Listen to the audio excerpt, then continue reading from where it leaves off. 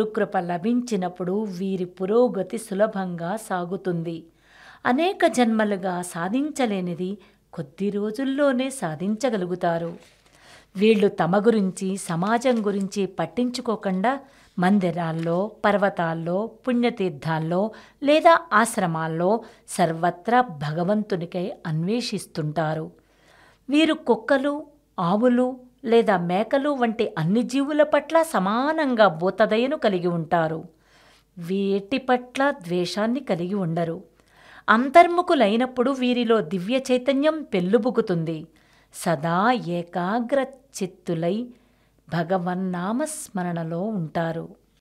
శ్రీచంద్రభాను సత్పతి గురుదేవ విరచిత శ్రీ గురు భాగవతం స్వరలయ వికసిత సుమదన శోభిత శ్రీ గురు చరణ సమర్పితం.